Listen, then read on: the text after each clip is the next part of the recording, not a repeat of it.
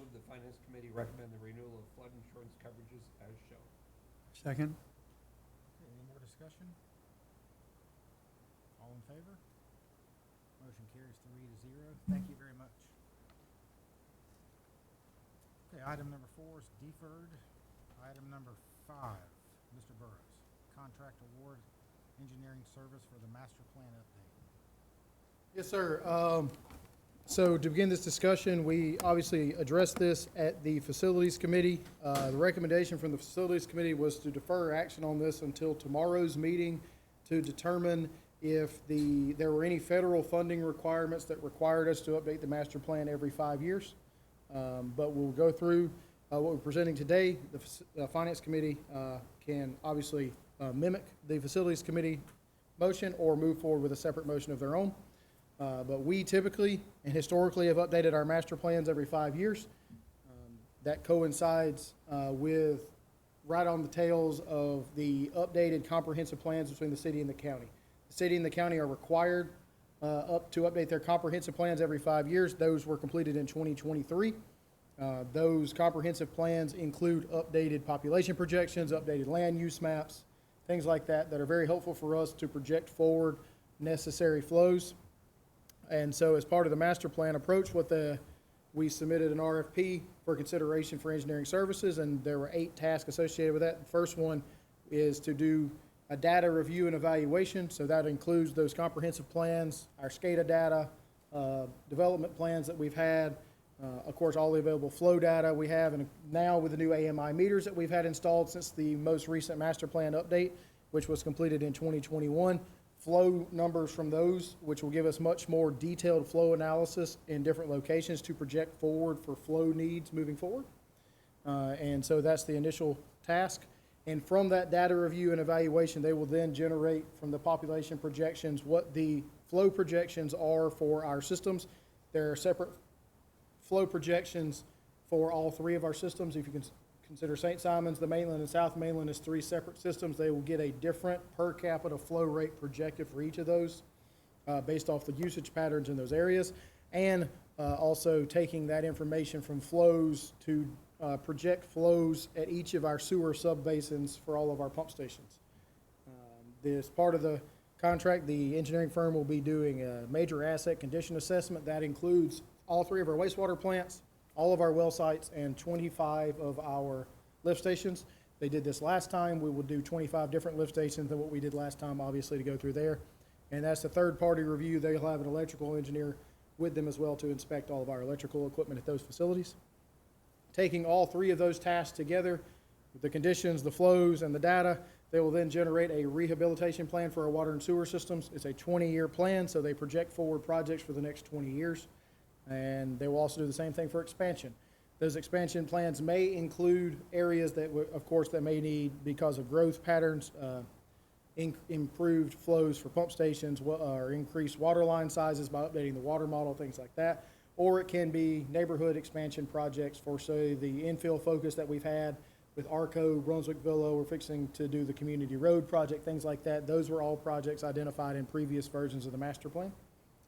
Taking all that from the rehab and expansion plans together, they will project forward cost, and then we will get a cash flow needs forecast. It is not a rate study that shows this is what we need to do with the rates every year. It gives us a general idea based off of those cost estimates what those cash flows needs are. I will say one issue with the previous master plan was it was completed right before prices skyrocketed, and so the cash flow needs forecasted in the previous master plan, just to be completely honest, are irrelevant for today's financial situation. So we're hoping to get that updated as well. They would then, task number 7 would be to present the plan to the different committees and the full commission for your review and acceptance. And then upon acceptance by the board, they will then generate an electronic project database for us where we can go in as staff and check off completion, update prices with bids that we've received to make sure that those are projected forward. We received 3 proposals. With the highest scoring proposal from a 3-person panel that scored the proposals based off of the criteria, as you see here.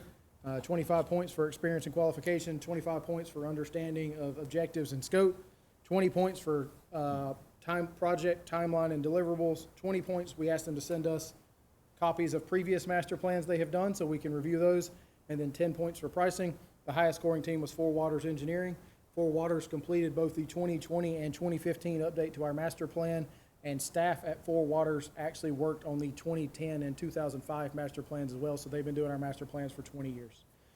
They were not, if you look at the pricing factor here, they got 9 out of 10. Kimley Horn got 10 out of 10. Kimley Horn's price was slightly lower than the price submitted from Four Waters, which was $363,550. Kimley Horn was around $330,000 on that. AECom, just for full disclosure, got 5 because their cost was closer to $595,000 to complete the master plan. So staff recommends moving forward with Four Waters to update the master plan. But again, Facilities Committee recommended that we provide them more information tomorrow for consideration of whether FEMA, SRF, or anything like that would be held up if we did not update the master plan at this time. So open it up for questions that you may have. And can we go back to the second slide, or the criteria? It's very interesting. That we look through something like this, and it's, the lowest price is always not the best one. And and I understand exactly why we're doing this. It's got an interesting historical perspective. Everyone knows the story about, the astronauts, right? Right. The Alan Shepard, after he landed, after his brief flight, they pressed him, what does it look like sitting up on top of that Atlas rocket? He said, well, thousands of parts, all to the lowest bidder. And then John Glenn did it again, and then NASA changed the way they did business after that. And they use very much, almost exactly the same criteria today that we're using. So it's a great model. It's not like buying a package of Oreos here in either in Walmart or Publix and saving $1 at Walmart. But this is very highly technical stuff. So I'm real comfortable with the way you're doing this. And who are the 3 scorers here that we have? Well, it was myself, Miss LaDonna, and Mr. Klein. Okay, so we have people that have experience Yes. in all the areas. So, right, okay, great. But it is an interesting historical perspective. It took a couple of smart astronauts to change the way the government did business, and I think it's for the better, for sure. So. But yeah, this would be funded out of currently uncommitted funds in the R&R reserve. There are, I'll have to look at the forms that Mr. Owens has for his financials, but there's plenty of sufficient funds in there to cover this project at this time. But The other point is that when this was done, like you said, the pricing is just beyond belief different. And also, the expansion that's going on here is really cries out for us to really get a handle on what's going on with the county, despite the fact that they publish things in the newspaper and people get all excited about it and say, oh my God, right. I'm going to be living in a metropolis here. Sure. So. Now, one of the questions that was asked at the Facilities Committee meeting was we had previously done some studies on smoke testing and flow monitoring in our sewer systems. There was a request to perhaps consider doing that instead of updating the master plan. We do have those updated figures. The flow monitoring and smoke testing done on St. Simons, this was 7 or 8 years ago, was $120,000, and Brunswick was $232,000.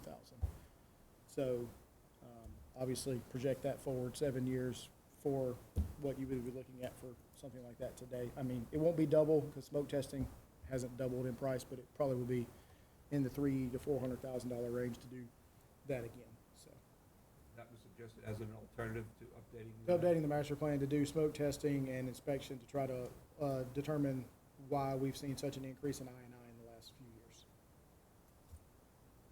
Mr. Burrows, this question is attributed to my ignorance to this, so forgive me if it's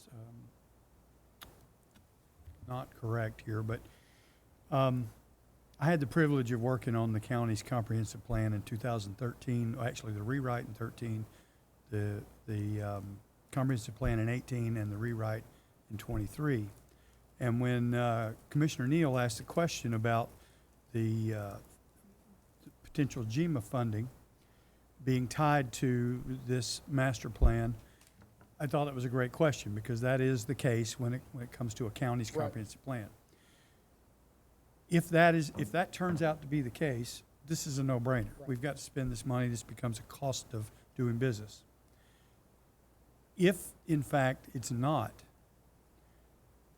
what is the average annual total of grants and bonds or anything else that we potentially obtain by going to places like GMA that would require this? Sure. So currently, we have, with FEMA, we've been approved for somewhere in the ballpark of $3.5 million worth of funding. We've awarded more dollar value than that, but we're waiting on a hopeful change order to increase that dollar value. Currently, it's around $3.5 million total. We have got $2 million in American Rescue Plan grant funding that, well, we don't have it anymore. It's been spent, but that was been spent within the last 12 months.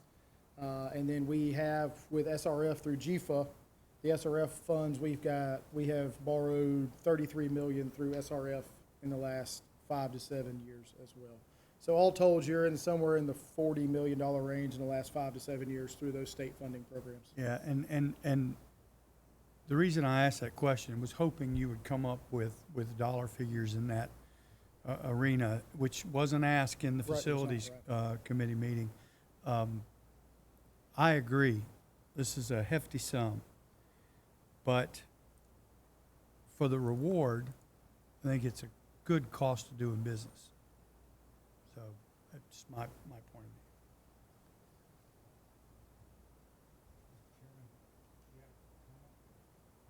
I'm not sure that we have to have an updated master plan to apply for GFA. Yeah, I don't think for GFA that's going to be the case. We got to confirm for FEMA and the other grant programs. Okay.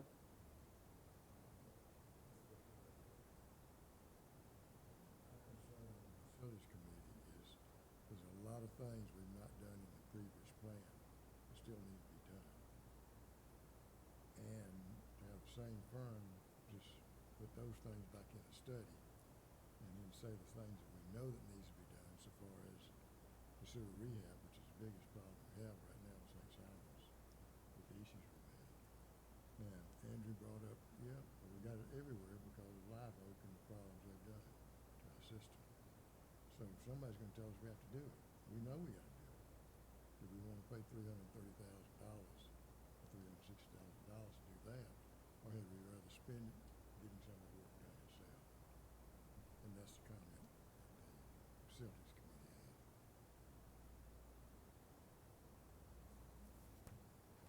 All right, well, I need an understanding on the recommended motion. Well, Facilities Committee's recommended motion was to defer a recommendation until tomorrow's meeting pending the staff's ability to determine whether any of the state funding opportunities are required to have an updated master plan every 5 years, as the county's comprehensive plans are required.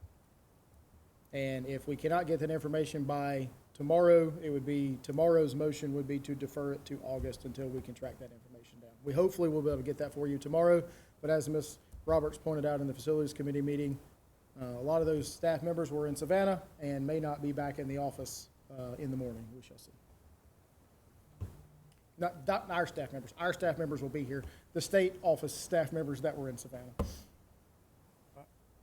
I move that the Finance Committee match the Facilities Committee recommendation of deferring a recommendation until tomorrow at the commission meeting when staff can provide pertinent answers. That's sufficient. All right, I'll second the motion. Yeah. Any more questions or comments? I do, the master plan goes beyond other things like the sewer rehab, things we know about, right? Yeah, certainly. I mean, we're always going to have projects that we know we need to do that they're going to tell us in the master plan, hey, you need to do this, and we already know that. And it was asked, could we update the master plan in-house? We have the skill in-house to do that. What we don't have is the staff availability right now to get to that level of effort. There's likely not going to be anything produced in a master plan that is going to be life-changing in the way we do business. It's just a guidepost for us as we go through capital planning in future years. I mean, like this year alone, how many new customers have we added into the system? This year, we're around 600 new meters set, something like that. In the last few years, we've added 2,500 new customers, something like that. And that, from the looks of things, the way construction's going, that's going to It does not seem to be accelerate. slowing down. It looks like it's gonna accelerate to me, so, and it can keep flushing the toilet, said, monkeys, who knows? You know, that's, but, I mean, I think that the master plan is a roadmap way beyond just what, you know, problems we have now, about which way we need to go in the future. And, I mean, I don't know whether we have to do it right this minute. You know, maybe we can defer it for a period of time. I agree with that. But and we do need to address, you know, things that are going on with our current system. So it's kind of a mixed bag for me. All right. Well, we've got an amended motion and a second, and all in favor? Motion carries 3-0.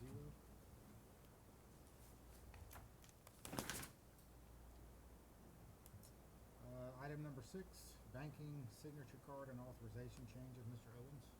Good afternoon. This is a small housekeeping item, but Section 10A of our financial policy requires 2 signatures on any check issued over $5,000. Additionally, to enhance internal controls, we require 2 authorized signatories on our investment accounts for any transactions that may need to be made. It's standard practice for the Brunswick-Glynn Joint Water and Sewer Commission to have 5 signatories for its investment accounts. These are typically the chairman, the vice chairman, executive director, deputy executive director, and the director of finance. Periodically, due to changes in personnel, our signature card needs to be updated. Due to the departure of a former vice chairman and the election of a new vice chairman, we discovered we needed to update the signature card for our investment accounts. So at this time, staff is asking the Finance Committee to recommend the full commission approve the BGJWSC chairman, vice chairman, executive director, deputy executive director, and director of finance be authorized as signatories for our investment services and sign the necessary signature documents.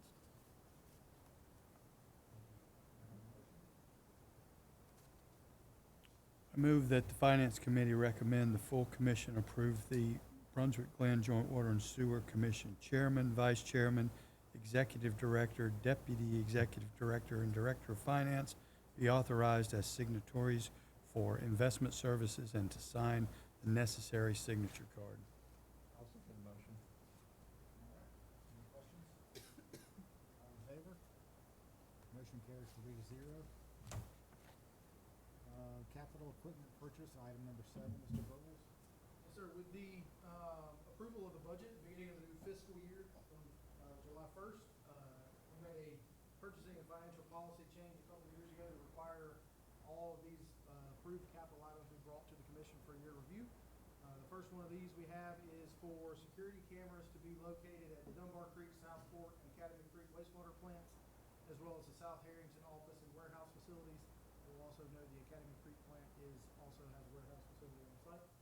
And so this is to purchase 20 additional security cameras for additional security throughout those facilities. The original request from staff when we were doing budget reviews was for $40,000 or 32 cameras. Through the review process, the team decided we were going to reduce that to a $20,000 limit, and we were able to get pricing there. You see 3 prices. We were able to purchase potentially 20 cameras, 10 indoor and 10 outdoor cameras for $19,712.80 from B&H Photo and Video. Installation of the cameras will occur with in-house staff. All right, I'll move the Finance Committee and recommend approving the purchase of 20 security cameras in the amount of $19,712.80 from B&H Photo and Video.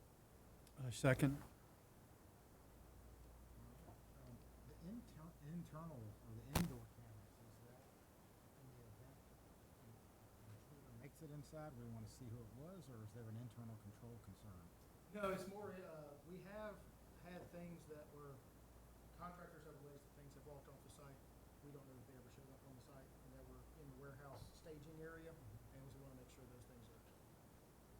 We don't believe there's any internal control issues. This is just, if something were to happen, we have footage to prove it.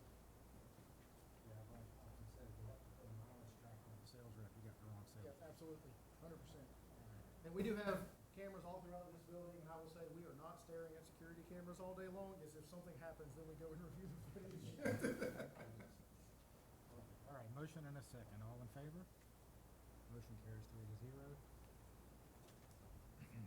Item number 8 is capital purchase equipment boring missiles. Mr. Burrows.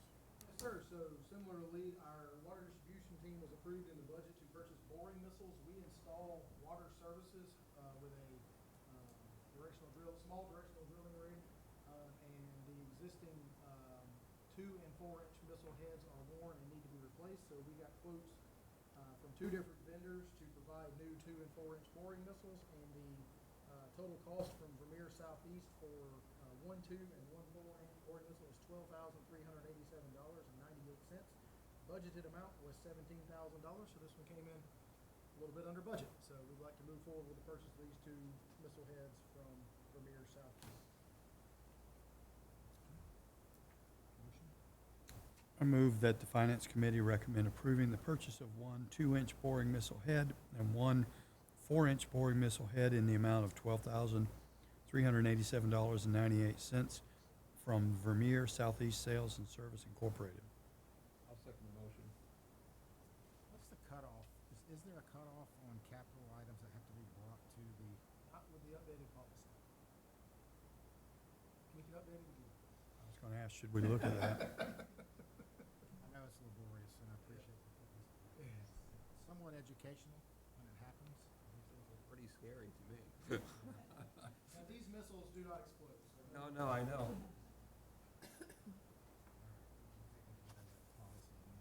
Motion and a second. All in favor? Motion carries 3-0.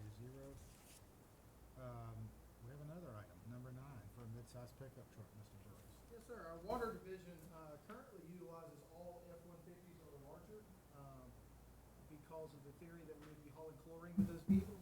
But we do not need to haul chlorine with all of our vehicles, so we, in the budgetary process, recommended purchasing a mid-size pickup truck for just making operator rounds when we're not having to haul chlorine. We suspect this will generate substantial fuel savings over the lifespan of the vehicle. And we were able to get quotes from 3 vendors, and the lowest cost that met the specifications was from Murray Ford Superstore at $33,669.49. The budget approval was for $38,000. When we do purchase vehicles like this, there is a slight increase in price once they get here because we have to outfit them with decals and secure backup cameras and things like that sometimes. So there'll be a slight increase in this, but the request is to purchase from Murray Ford Superstore for $33,669.49. I'll move that the Finance Committee recommend awarding the purchase of 1 2025 Ford Ranger mid-size pickup in the amount of $33,669.49 from Murray Ford Superstore. Second the motion. Can I ask you, where do we get the decals from? I'm just curious.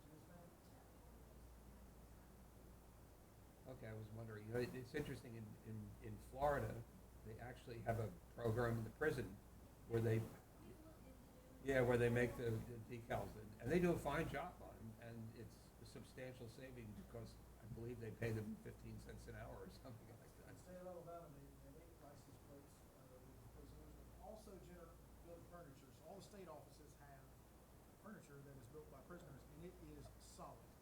You do not want to have to move it. Have plenty of time on their hands, so do it right, so, thank you. All right, motion and a second. All in favor? Motion's 3-0. Thank you. Well, the next item, USGS contract amendment number 10, Mr. Burrows.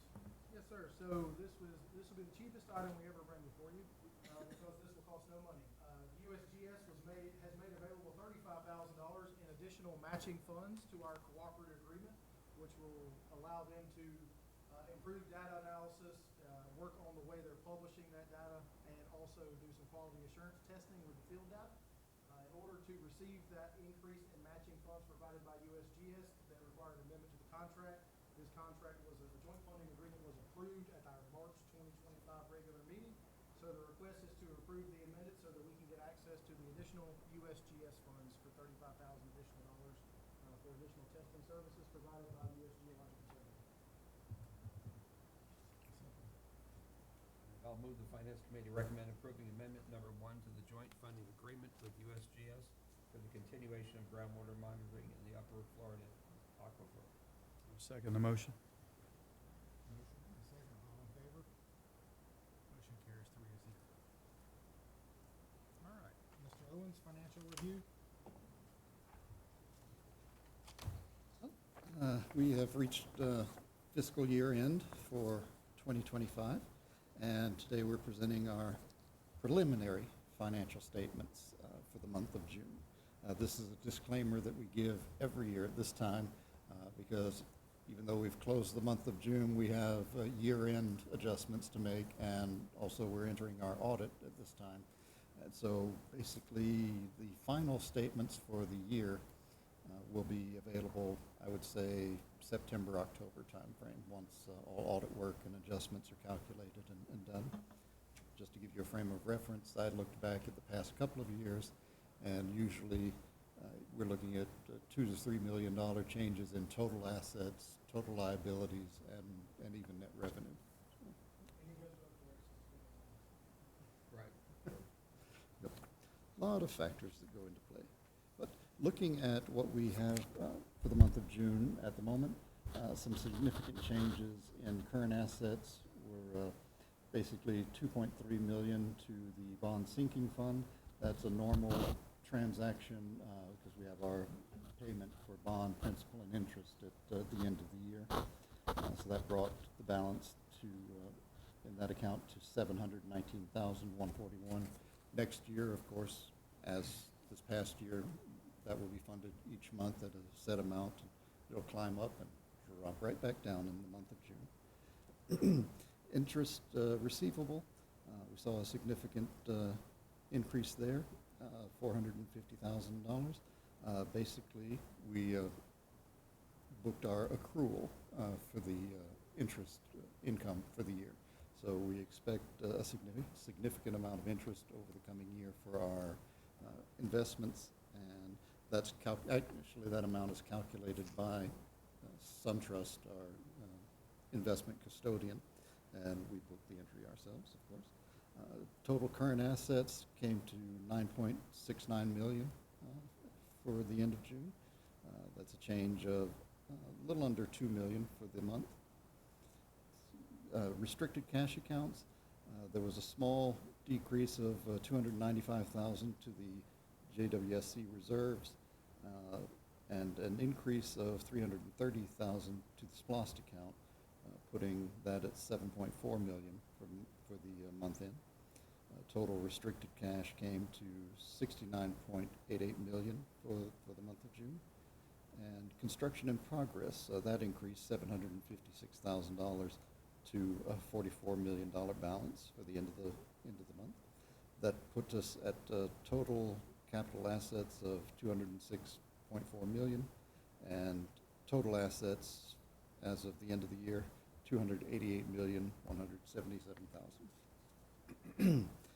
Under liabilities, we saw a $357,000 decrease this month in accounts payable, putting that balance at just a hair over $1 million. Interest payable, that is showed a decrease of $597,000. Once again, that's related to our year-end bond interest payment. So that balance is $89,900, and that put total current liabilities at $9,279,000 for the month.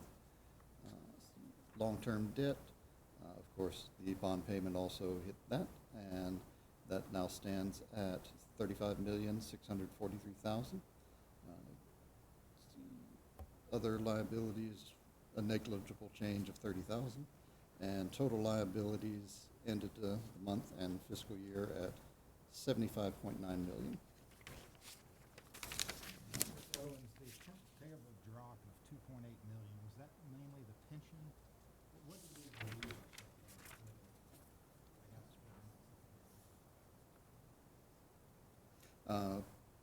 Accounts payable only decreased $357,000. Oh, year to year. Yes, from June of last year. I would actually have to dig into that, but I'm trying to remember what we might have had.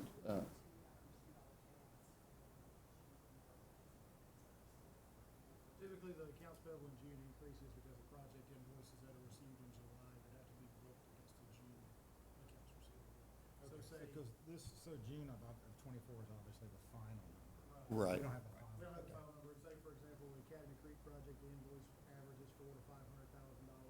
Canal Road's usually $400,000 to $500,000. So we'll probably end up adding another million and a half to that existing. Thank you.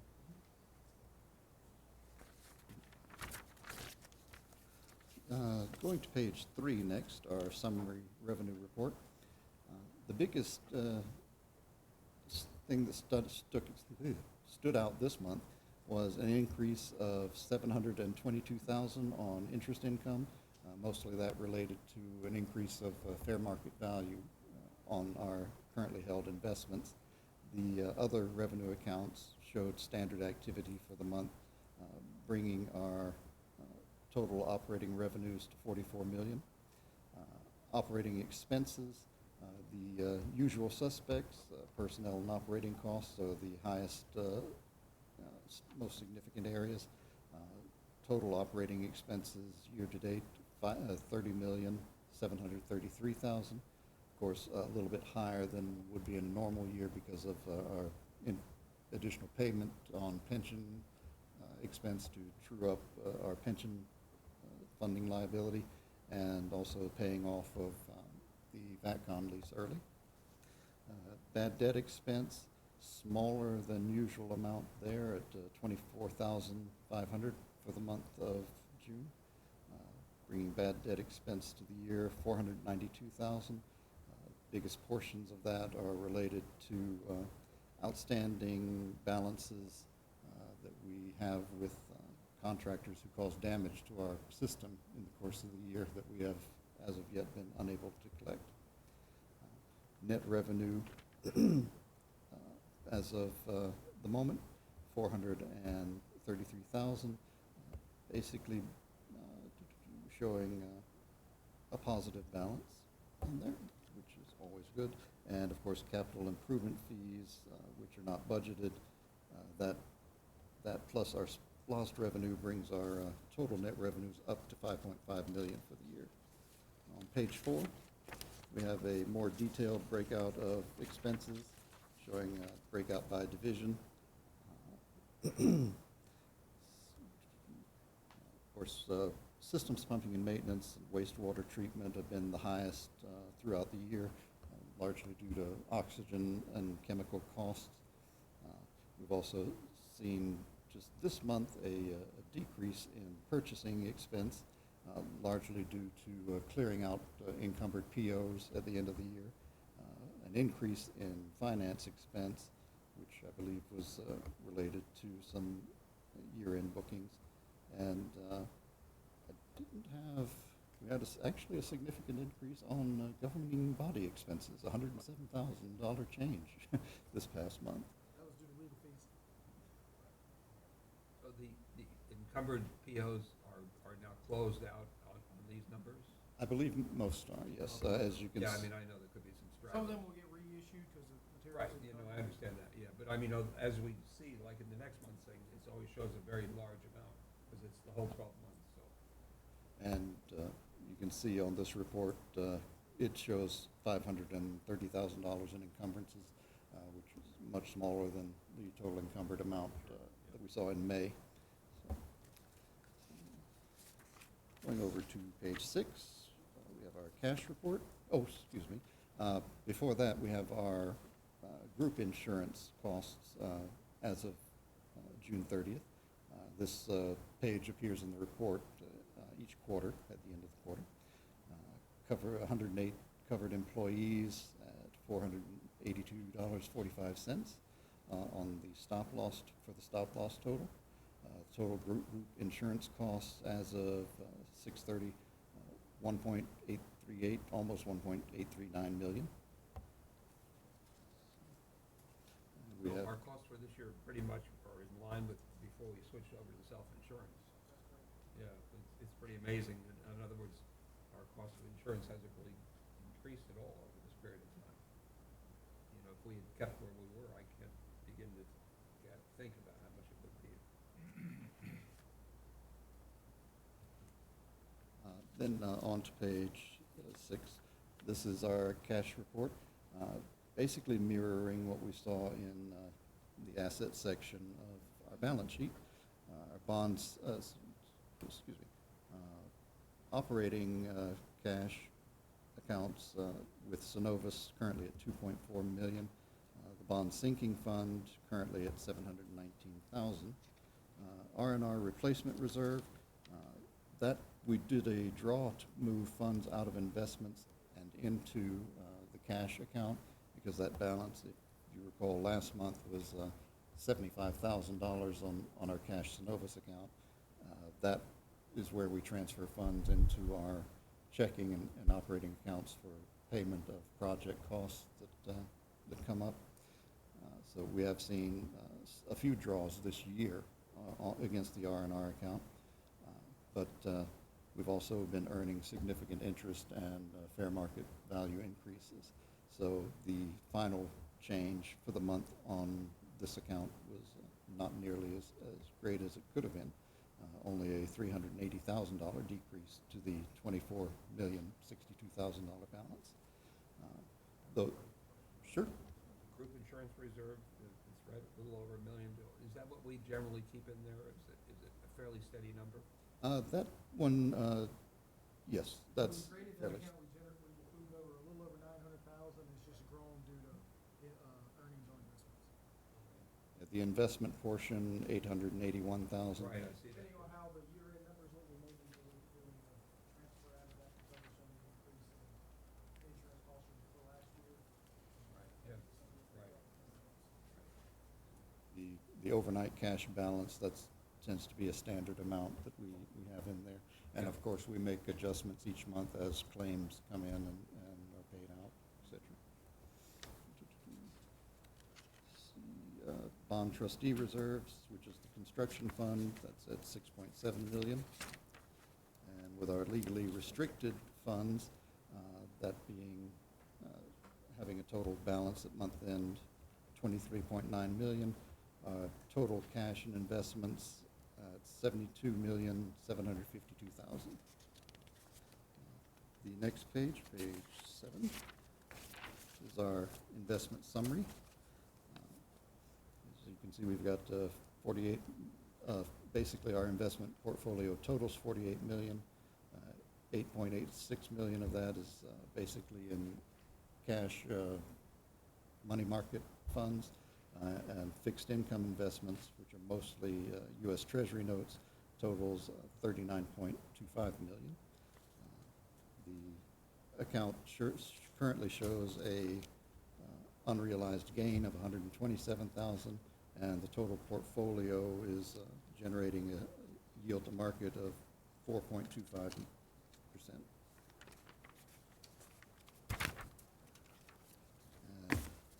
Last but not least, the project cost summary report. Only 2 changes of note on this. A $109,000 increase on the very first item, the GIFA loans, principal and interest payment fees on that project. And then a reshuffling of funds between sorry, I'm getting old. It's the Academy Creek RAS and UV projects. Basically a change of classification of where certain expenses that had already been paid and accounted for needed to be under which project. Like the general conditions and all that stuff, which one of those accounts is being charged to, since it's the same funding source.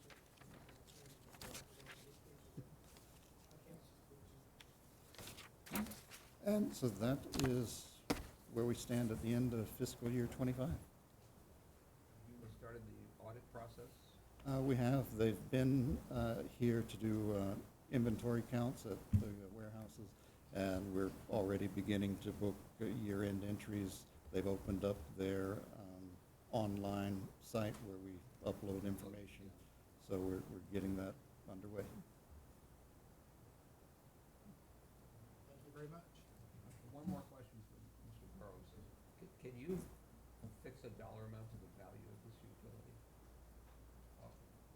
No, so that'd be a hard one to. I mean, yeah, I think it's really important, because such a valuable asset to the community. I mean, it's such a vital part of the whole thing. It's really enormous. Well, I don't know what the, total value of assets, we can pull that information and get that to you, but, I read a study one time, the American Water Works Association put out that indicated that every dollar of water and sewer investment generates $6 of private investment.